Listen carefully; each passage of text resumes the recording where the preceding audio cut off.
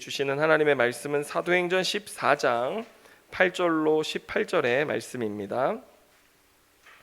14장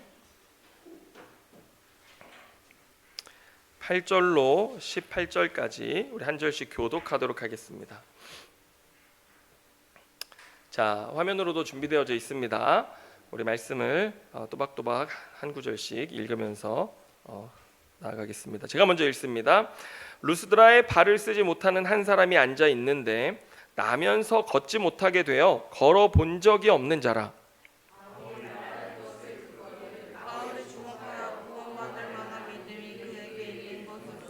큰 소리로 이르되 내 발로 바로 일어서라 하니 그 사람이 일어나 걷는지라. 무리가 바울이 한 일을 보고 누가오니아 방언으로 소리질러 이르되 신들이 사람의 형상으로 우리 가운데 내려오셨다.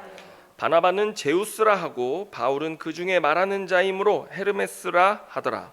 시외 제우스 신랑의 제사장이 소와 화환들을 가지고 대문 앞에 와서 무리와 함께 제사하고자 하니 두 사도 바나바와 바울이 듣고 옷을 찢고 무리 가운데 뛰어 들어가서 소리질러 이르되 여러분이여 어찌하여 이러한 일을 하느냐. 우리도 여러분과 같은 성정을 가진 사람이라.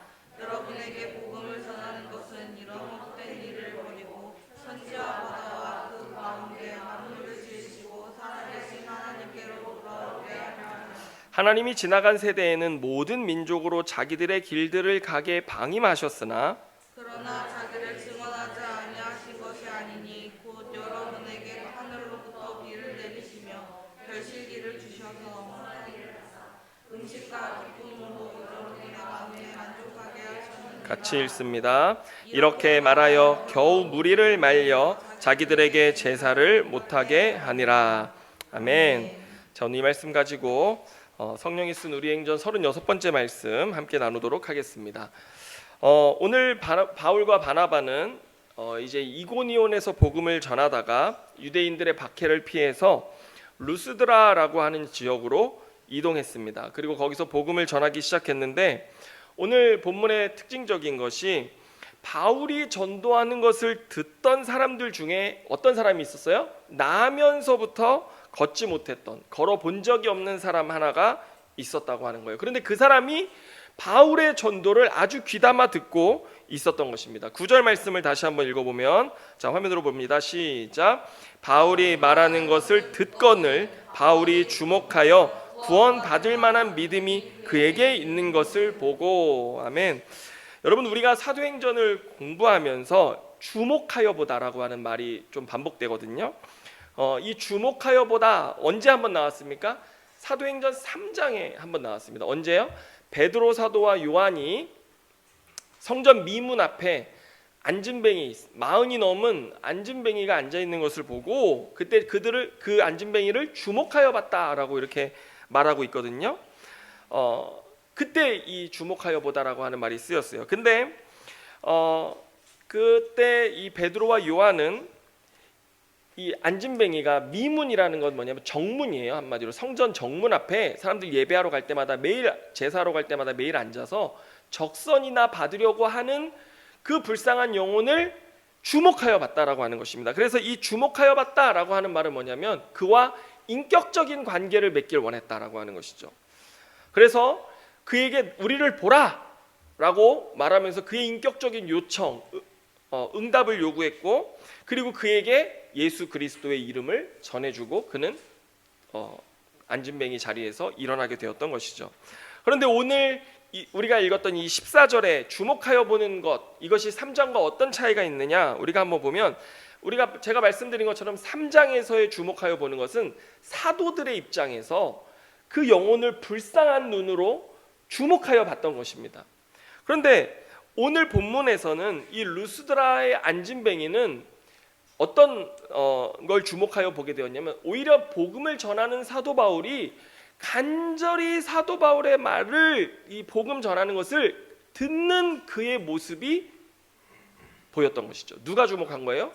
이 안진뱅이가 사도의 복음에 주목하고 있었다라고 하는 것을 보여주는 것입니다.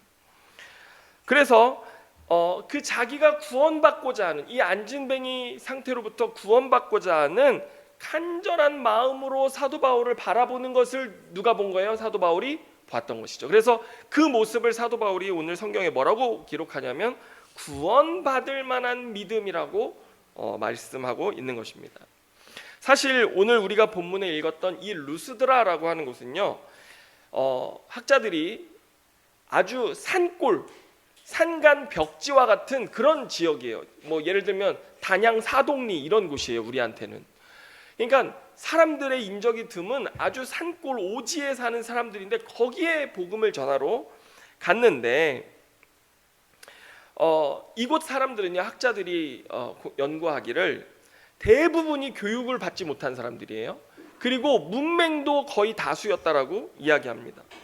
게다가 오늘 본문 우리가 읽은 상황을 보면 이들은 종교적인 것에 대한 관심이 굉장히 많은 이 애니미즘이나 샤머니즘 같은 이런 종교적인 심성이 굉장히 큰 사람들이라는 것을 우리가 알 수 있는데, 이런 곳에 느닷없이 유대인 선교사들이 찾아와서 뭐 신에 대해서, 하나님의 구원에 대해서 이야기를 하니 삶에 아무런 소망이 없었던 이 안진뱅이가 얼마나 간절하게 이 신의 도움을 바라고 있었을지 우리는 본문 안에서 상상해 볼 수 있는데요.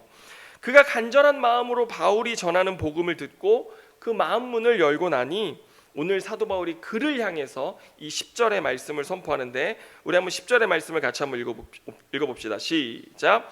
큰 소리로 이르되 내 발로 바로 일어서라 하니 그 사람이 일어나 걷는지라. 아멘. 여러분, 오늘 우리가 이 대목에서 가져야 할, 이 말씀을 통해서 우리가 듣고 가져야 할 마음의 자세가 무엇인가? 그것은 바로 간절함이라고 하는 것입니다. 여러분, 요즘은 간절함이라는 것을 찾아보기가 어렵습니다. 왜 그러냐면 우리는 굉장한 풍요의 시대, 여러분 전 세계에서 한국만큼 잘 사는 나라가 없다라고 할 정도로 일본이요? 일본의 여러분 그 소식을 들으셨습니까? 일본의 현실은요, 한국 사람이 가서 벌써 엔화가 너무나 떨어져 있기 때문에 한국 돈을 가서 환전을 하고서 와규 먹고 일본 사람들이 감히 갈 수 없는 식당, 호텔 이런 것들을 누리는 사람들이 누구예요? 한국 사람들이라는 거예요. 그러니까 일본 사람들이 배가 아파가지고 지금 일본에 가면 뭐 하냐면 이중 가격제를 하는 거예요. 일본 사람들한테는 싸게 받고 외지 우리한테는 비싸게 받아가지고 막 관광 유치하면서 호텔을 짓고 막 하는데, 그 호텔 짓는 자본도 다 누구 돈이에요? 미국 달러로부터 돈이 들어오죠. 다 외지인들의 배를 불리는 돈밖에 안 돼서 지금 일본의 경제가 굉장히 심각하다라는 그런 연구를 저도 본 적이 있었는데요. 이 한국만큼 잘 사는 사람들, 일본 사람들이 한국 사람들이 와가지고 자기 땅에서 돈 쓰는 거 보면 배가 아파가지고요, 지금 난리라고 하는 이야기들을 제가 듣게 되었습니다. 여러분, 제가 학원에서 아이들을 가르쳐 보아도요, 간절함이 없어요. 왜 그럴까요? 뭐 부모님들이 늘 뭐라고 하냐면 인생 너가 하고 싶은 거 해라. 우리가 밀어줄 수 있을 만큼 뒤에서 열심히 밀어줄 테니 너가 하고 싶은 거 해라 라고 이렇게 얘기를 하니까요, 애들이 부족함이 없는 거예요. 간절함이 없어요. 우리 영우도 야구를 하지 않습니까? 매달 큰 돈이 들어가는데 성공에 대한 간절함이 없어요, 애가. 그래가지고 저희가 너 야구에 들어가는 돈을 5개월만 모아도 우리는 여행을 가고도 남는 돈인데 너 열심히 해야 된다. 정말 시합할 때 끝까지 이기려고 하는 자세, 끝까지 한 번이라도 더 치려고 하는 자세, 이런 게 있어야지 얘네는 시합 지고도 그냥 룰루랄라 그냥 재밌는 거예요 다. 그러니까 엄마들은 막 속이 터지는 거죠. 그런데 이종범 얘기를 들어봤더니요, 알잖아요 여러분, 유명한 야구 선수인데 젊어서 일본을 갔는데 왜 일본을 갔냐고 물어봤더니 돈 벌고 싶어서 갔대요. 일본은요, 안타를 한 번 치면 한 번 칠 때마다 돈이 수익이 붙고, 도루를 한 번 하면 또 돈이 붙고, 심지어 데드볼을 맞아가지고 출루만 해도 돈이 붙는 거예요. 모든 게 다 돈으로 계산되는 거예요. 그러니까 이종범은 치고 달리고 맞고 하면서 일본에서 그냥 배고팠던 그 시절 가난을 잊고 성공하기 위해서 죽어라 야구를 했다라고 인터뷰하는 것을 본 적이 있었는데요. 이런 간절함 있잖아요. 이런 간절함. 우리는 있는데 애들은 없는 그런 간절함이 있잖아요. 이런 간절함이 없어요. 부모가 다 해주니까 뭐 부족함을 모르고 사는 것이죠. 그런데 여러분, 우리들의 영성도 마찬가지라는 사실 아십니까? 저도 그렇고 우리 성도들의 영성도 마찬가지인데, 예전에 여러분 선배들 간증 들어보면 저는요 어디가 있어야지 오른 거냐면 일주일 내내 삼각산에 올라가서 한 겨울에 비닐우르를 뒤집어 쓰고 밤새 주님께 부르짖으면서 능력을 받아가지고 주일날 내려와서 설교를 해야 되는 거예요. 그런 영성, 그런 뭐 소위 깡따구 이런 거 있잖아요. 그런 능력을 받아가지고 와서 막 설교하고 해야 되는데 그런 게 없어요. 저희 선배들은 막 40일 금식기도, 저희 큰아버지만 해도 40일 금식기도를 2번이나 하셨어요. 오살리 금식기도원에 유방암이 걸리셔서 큰아버지가 죽음을 무릅쓰고 항암을 안 하고 가서 40일 금식기도를 하면서 그 당시에는 허허벌판이었대요. 그런데 저 십리도 멀리 떨어져 있는 집에서 나는 그 밥 짓는 냄새가 코에 들리는데 나는 당장에 죽을 것 같고 세상에 의지할 것 하나 없고 저 집에 그 밥 냄새가 나를 괴롭히는 그 상황 속에서 눈물로 기도하고 금식하면서 기도했던 그런 경험들을 이야기를 하시는데, 저는요 금식을 하래도 저는 쉽지 않아요. 3일 금식하고 나면 위장병 나고 막 거의 저는 힘들어요. 그래서 금식을 잘 못하는데 뭐 해봤자 3일 금식, 일주일 금식이었어요. 제가 큰아버지랑 오살리 금식기도원에 자주 갔는데 가면은 이 공동묘지가 이렇게 있거든요. 거기에 사람들이 무덤 앞에서 막 기도해요. 근데 경비들이 밤마다 순찰을 해요. 왜 그러냐면 그렇게 하다 그냥 죽는 사람들이 여럿 있는 거예요. 그냥 생명을 걸고 기도하다 그냥 죽는 경우들이 있어서 그 시신들을 때론 찾아야 돼서 순찰한다는 얘기를 들었는데, 여러분 우리는 그런 간절함, 하나님을 향한 그런 간절함이 없잖아요. 요즘 여러분 유튜브를 켜보면 설교, 좋은 설교, 유명한 설교, 해외 각국의 가장 탁월한 목사들의 설교들, 학자들의 연구들이 막 쏟아져 나오고, 여러분 서점 여기 뒤에만 가도 좋은 신앙 서적들이 가득 차 있고 성경을 공부할 수 있는 자료들이 넘치고, 컴퓨터로요 주목하여 이렇게 치면요 성경 전체에 주목하여라고 하는 단어에 대한 용례가 쫙 뜨면서 그 해설만 읽어도 정말 얼마나 은혜가 되는지 그런 공부들을 할 수 있는 준비가 다 돼 있거든요. 그런데 우리가 뭐가 없어요? 간절함이 없는 거예요. 간절함이 없어서 말씀을 더 깊게 배울 수 있고 기회도 넘치고 모든 것들이 준비되어져 있는데 배고픔, 말씀에 대한 배고픔, 간절함이 없으니 안 하는 거예요. 여러분 요한계시록을 보면은 우리들의 이러한 영적 상태의 문제가 뭐냐 오늘 말씀해 주는데, 한번 3장 17절 18절 한번 읽어볼까요? 같이 읽습니다. 시작. 내가 말하기를 나는 부자라 부요하여 부족한 것이 없다 하나 내 곤고한 것과 가련한 것과 가난한 것과 눈먼 것과 벌거벗은 것을 알지 못하는도다. 내가 너를 권하노니 내게서 불로 연단한 금을 사서 부요하게 하고 흰옷을 사서 입어 벌거벗은 수치를 보이지 않게 하고 안약을 사서 눈에 발라 보게 하라. 여러분 이게 라오디게아 교회를 향해서 하나님이 주신 말씀인데, 여러분 우리들의 신앙에 갈급함이 없는 이유가 뭔 줄 아십니까? 계시록은 뭐라고 그래요? 우리가 진정 나의 영적 상태가 어떠한지를 알지 못하고 보지 못하기 때문이라고 말씀하고 있습니다. 그래서 우리에게 뭐라고 얘기하냐면, 이 라오디게아가 돌을 갈아가지고 만든 안약이 유명했던 지역이었는데, 이 의료 기술이 특히 발달해 있던 이 라오디게아, 너희들의 성읍에 그 안약을 사서 너희 눈에 발라라 라고 이야기할 정도로. 그런데 그 안약이 뭔 줄 아십니까? 오늘 계시록 3장 20절 말씀이 이어지는데 참 놀라워요. 이 말씀 뒤에 이 계시록 3장 20절의 말씀을 같이 연결해서 보니까 이 말씀이 더 새롭게 경험되어지는데, 우리 같이 한번 읽겠습니다. 시작. 볼지어다 내가 문 밖에 서서 두드리노니 누구든지 내 음성을 듣고 문을 열면 내가 그에게로 들어가 그와 더불어 먹고 그는 나와 더불어 먹으리라. 아멘. 여러분 왜 우리가 우리 자신의 영적 상태를 제대로 보지 못하는가? 왜 내 안에 간절함이 없는가? 그것은 이 요한계시록 3장 20절이 우리에게 말씀하는 것처럼 내 안에 예수 그리스도가 없기 때문이라고 하는 것을 우리에게 정확하게 보여주고 있는 것입니다. 내 안에 간절함이 없다는 것은요, 지금 내 안에 예수 그리스도가 아닌 다른 것들이 들어와 가득 차 있다라고 하는 것을 말씀해 주는 것입니다. 라우디게아 성도들처럼요, 세상적 부요함이 꽉 차서 나는 부자라, 부요하여 부족한 것이 없다고 하지만 실상 자신의 영적인 상태가 어떠한지, 내가 벌거벗고 곤고하고 가련하고 눈먼 것을 모르는 그런 영적 상태로 살아가고 있는 모습이라고 하는 것을 보여주고 있는 것입니다. 예수 그리스도가 안 계시기 때문에 보지 못하고 알지 못한다라고 하는 결정적인 증거가 있는 것입니다. 그런데 오늘 우리가 본 사도행전 이 말씀에 안진뱅이는, 그 안진뱅이의 텅 빈 가슴에는 삶의 고통과 어려움으로 인한 가난한 심령, 예수 그리스도의 복음을 들었을 때 그 그리스도가 나에게 필요하다라고 하는 가난한 심령이 준비되어져 있었던 것입니다.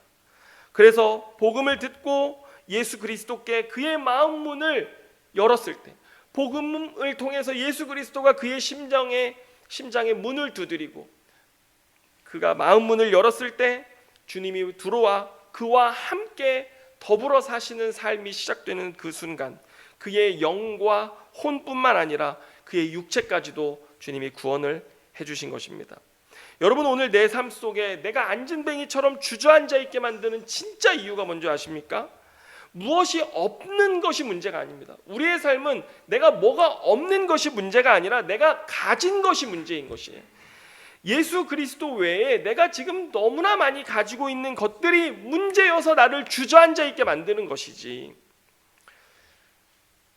여러분, 우리의 삶에 부족해서 내가 주저앉아 있는 것이 아니라고 하는 것입니다. 반대로 내 삶에 그분의 말씀이 없고 내가 그분과 교제하며 함께 살아가는 삶이 없는 것이 내 삶의 본질적인 문제라고 하는 것을 오늘 성경은 우리에게 가르치는 것입니다. 여러분, 우리가 너무 많이 가지고 있어요. 내 안에 헛되고 허황된 기대, 소망 너무 많이 가지고 있으니 주저앉아 있는 거예요, 내 삶. 여러분, 그런 것들을 다 회개함으로 우리가 뱉어놓고 내 안에 문을 활짝 열어 예수 그리스도께서 오셔서 내 마음의 집, 내 마음의 성전 가운데 주님이 다스리시도록, 주님이 모든 원하지 아니하시는 것들 청소하시고 주님이 온전히 이 집의 주인 되시도록 그분을 모셔드릴 때 내 삶에 참된 갈급함이 무엇인지 알게 되어지는 것입니다. 그분이 우리의 삶에 오시면 주저앉아 있는 내 삶에 이렇게 말씀하실 것입니다. 10절의 말씀처럼 큰 소리로 이르되, 주님 우리에게 큰 소리로 말씀하시는 거예요. 내 발로 바로 일어서라, 주님 우리에게 말씀하시는 것입니다. 여러분, 내 안에 가득 차 있어서 주저앉아 있는 내 삶의 모습, 그 가운데 주님 모셔드리세요. 그럼 주님 오셔서 우리에게 큰 소리로, 큰 음성으로 말씀하실 것입니다. 이제 너의 발로 일어나 걸을 힘을 내가 주겠다라고 주님 말씀하실 것입니다. 자, 그런데 오늘 이어지는 본문 말씀을 보면 이 안진뱅이가 고침받은 것을 본 사람들이 갑자기 이 루가오니아 방언으로 소리치면서 막 소동하기 시작했습니다. 마치 이 원주민들이요, 막 어떤 기적을 보니까 놀라서 자기들의 언어로 막 그 지방 언어로죠, 방언으로 막 소동을 일으키면서 얘기를 하는데 무슨 얘기냐? 14장 11절 말씀 한번 같이 보겠습니다. 시작. 무리가 바울이 한 일을 보고 루가오니아 방언으로 소리질러 이르되 신들이 사람의 형상으로 우리 가운데 내려오셨다 하여. 여러분, 학자들이 말하기를 이 당시 루스드라 사람들은요, 한 가지 전설을 믿고 있었습니다. 한 문학으로 지금도 존재하고 있는 것인데, 이 제우스와 그의 아들 헤르메스가 이 갈라디아를 세 등분하면은 이 부르기아라고 하는 지방 있고 오늘 루가오니아라고 하는 지방, 그다음에 비시디아라고 하는 지방, 이 세 가지 지방으로 갈라디아를 나눌 수 있는데, 이 부르기아라고 하는 이 산지에 이 제우스와 헤르메스가 인간의 모습을 하고 내려온 것입니다. 변장을 하고 나타났어요. 그래서 어느 집에 들어가서 묵으려고 문을 두드렸는데 가는 집집마다 다 이들, 변장한 이들의 모습을 보고 다 거절한 거예요. 그래도 수없는 거절을 이 제우스와 헤르메스가 당했다는 것입니다. 그리고 나서 결국 한 초라한 오두막에 사는 늙은 노부부가 있는 그곳에 갔더니 이 빌레몬과 바우시스라고 하는 이 가난한 늙은 부부가 자기들을 영접해서 아주 후한 대접을 했던 것입니다. 그래서 이 제우스와 헤르메스는 그 두 부부에게 큰 보상, 상을 내리고 그들을 거절한 모든 집들을 다 홍수로 쓸어버렸다라고 하는 이런 전설, 설화가 있거든요. 그러니까 같은 갈라디아 지역에 사는 이들은 그 설화에 대한 내용을 기억하고 있었고, 종교심이 많았던 그들은 언제든 제우스와 헤르메스가 나타나면 잘 대접해야 된다라고 하는 경각심을 가지고 있었는데, 오늘 안진뱅이가 몇 사람이 와서 고쳤어요? 바울과 바나바 두 사람이 나타나가지고 이 안진뱅이를 걷게 하는 것을 보자 이들은 뭐가 생각났어요? 이 전설이 생각났던 것입니다. 제우스와 헤르메스가 나타났구나. 그래서 빨리 가서 제사장을 데려다가 막 예물을 가지고 제물을 바치려고 준비해가지고 막 소동이 일어난 거예요. 지금 제대로 우리가 못하면 지금 심판 벌을 받을 수 있으니까 그들이 막 준비를 하는데, 여러분 이 얼마나 참 어이없는 일입니까? 하나님의 복음을 전하러 온 자들을 신으로 대접하려고 하고 있다니, 이런 무슨 말입니다. 그런데 성경은 이런 이 사람들의 모습을 뭐라고 표현하냐면 어리석음이라고 표현합니다. 여러분 로마서 1장 21절로 23절의 말씀 한번 읽어보겠습니다.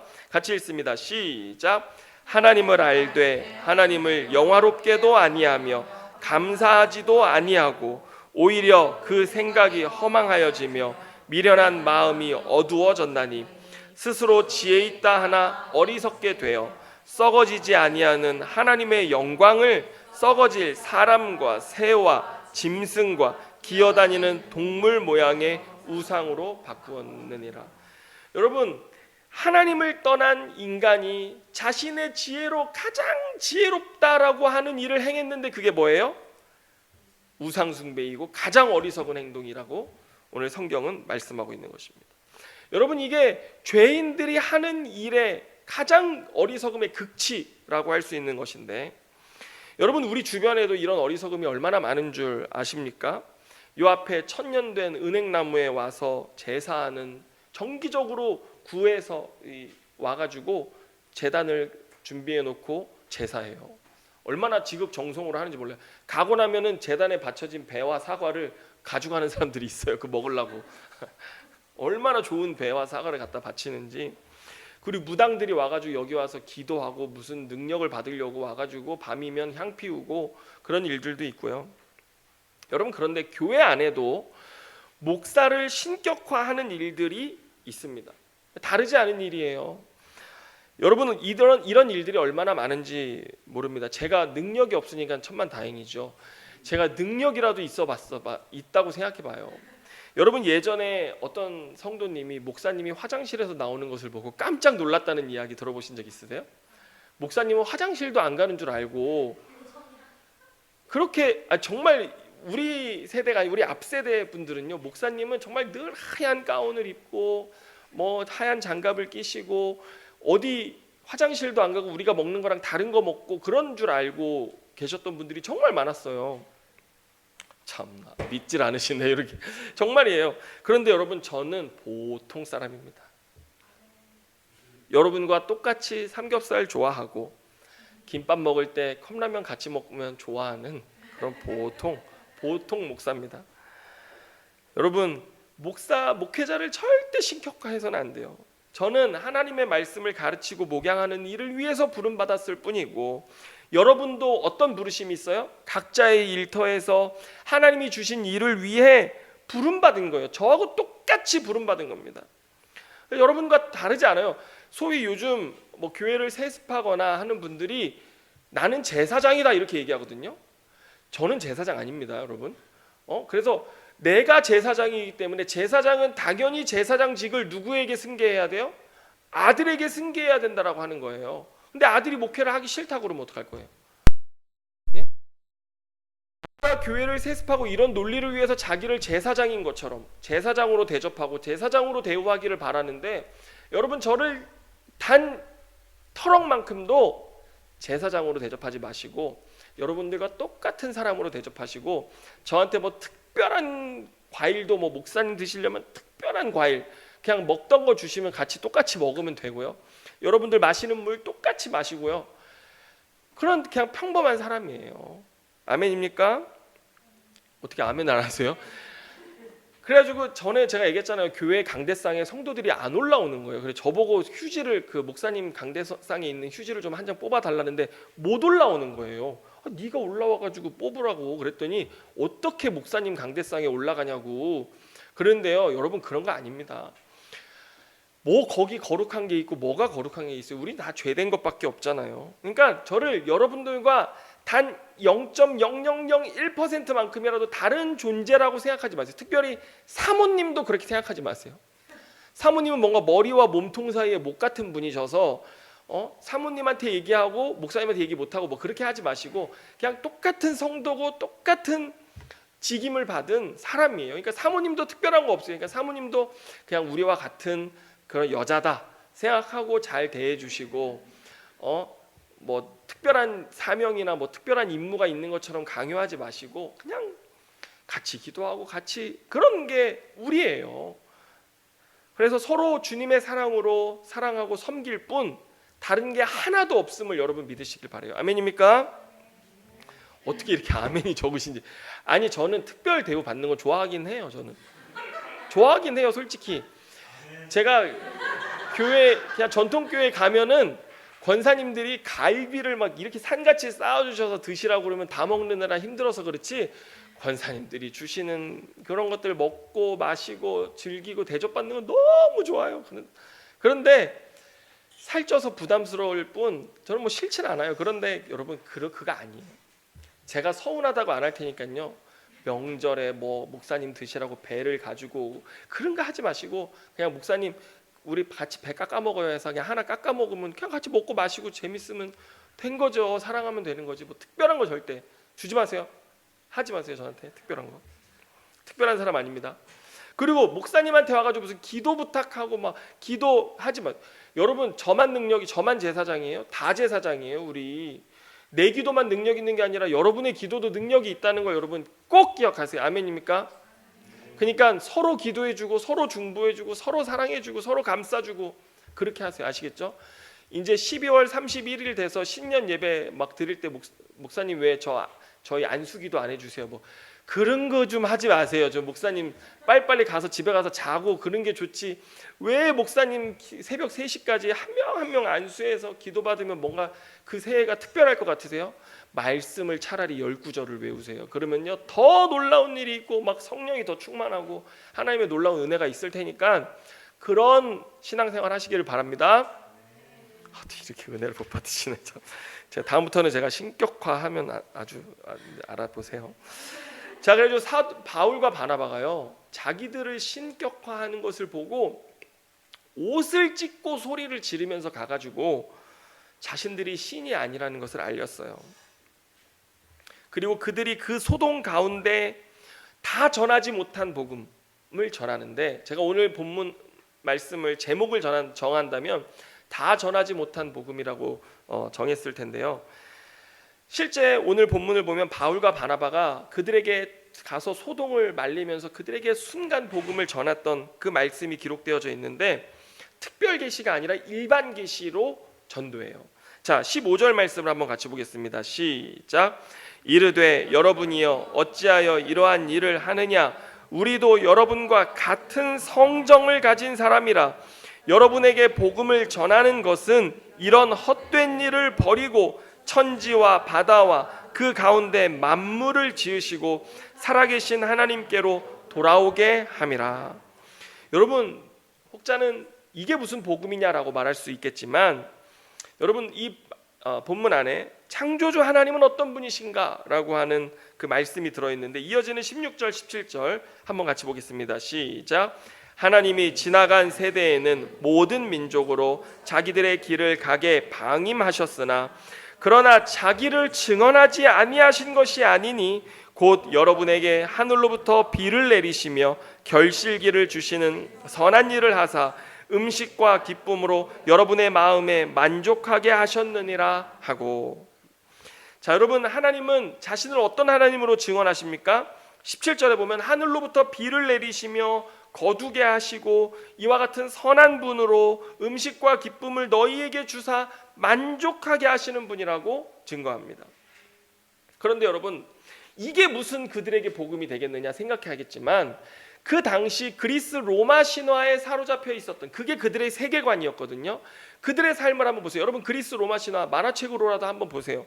보면요, 거기에 나오는 신들은 전부 다 자기들의 욕망대로 행하고 자기들의 힘을 가지고 서로 다투고 싸우고 죽이고 인간사에 개입해서 인간들을 불행하게 만들고 자신에게 재물을 바치지 않으면 삐지고 성나서 벌하고 전쟁을 일으키는 그런 신들이에요.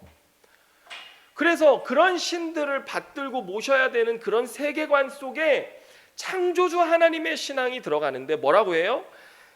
하늘에서 비를 내리시고 거두게 하시는 분, 너희들에게 음식을 결실물을 주셔서 그것을 만족하게 누리게 하시는 분이시다. 하나님은 세상을 창조하셨을 뿐만 아니라 너희들에게 어떤 짓궂은 하나님이 아니라 선하신 하나님으로 너희들의 삶을 늘 돌보시고 이끄시는 하나님이시다라고 하는 것을 이야기하는 것입니다.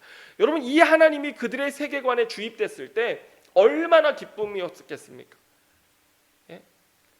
괴짜 신들이 아니라 선하고 정말 바른 성품을 가진 그런 하나님, 그들이 만나게 되고 알게 되었던 것이죠. 여러분, 우리 하나님은 참 좋은 하나님이신 줄로 믿으시길 바랍니다. 자, 여러분, 이날 바울이 자신들에게 예배하려는 자들을 말리면서 전할 수 있었던 복음은 딱 여기까지였습니다. 누가 봐도 그들에게 아직 예수 그리스도에게까지 이르는 온전한 복음이 전해지지 않았다는 것을 알 수 있습니다.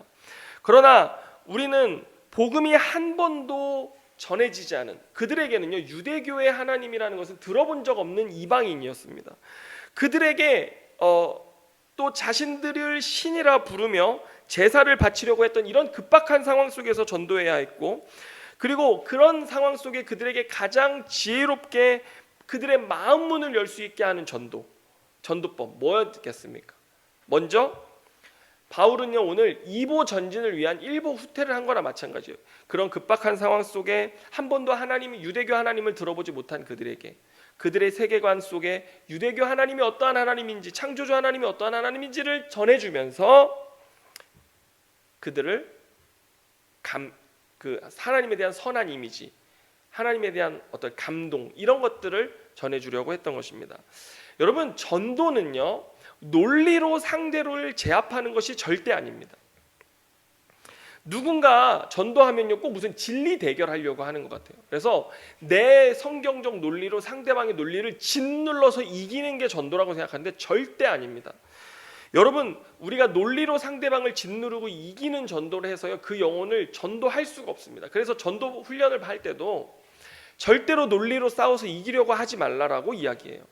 어떻게 해야 돼요?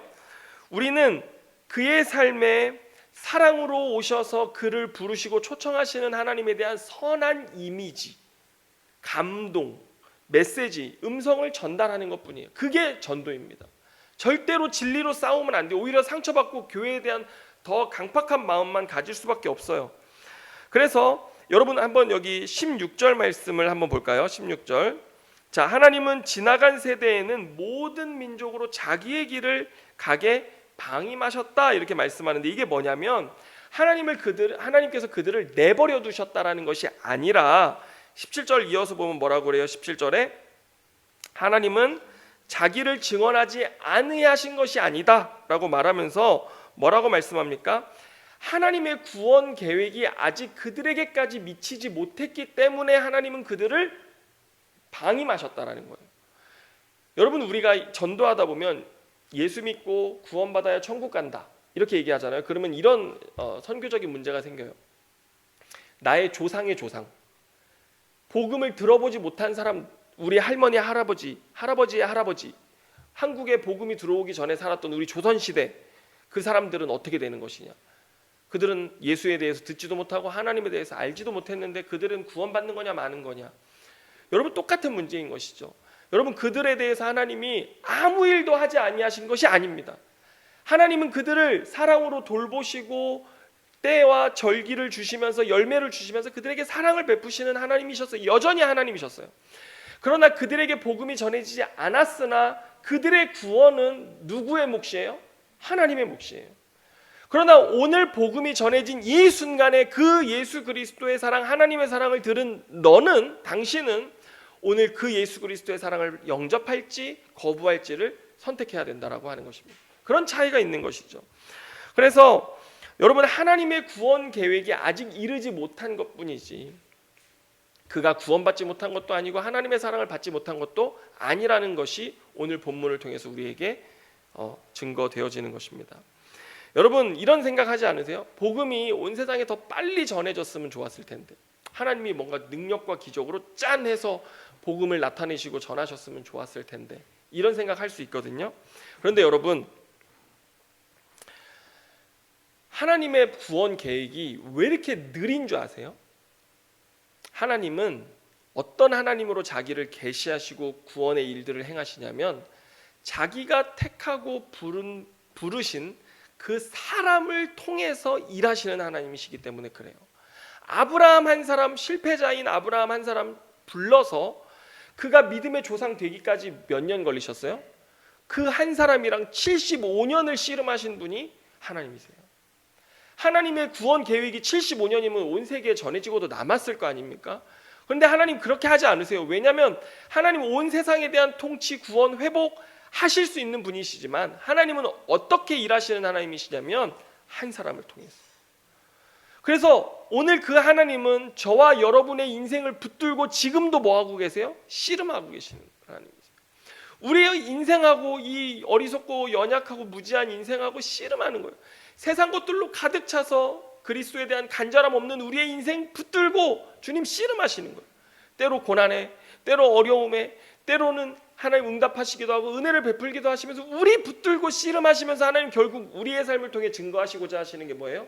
하나님의 사랑, 하나님의 그 구원, 하나님의 인내하심, 너무나 아름답고 너무나 위대한 하나님이시라는 증거를 이 한 사람의 인생을 통해 하나님 나타내고자 하시는 거예요.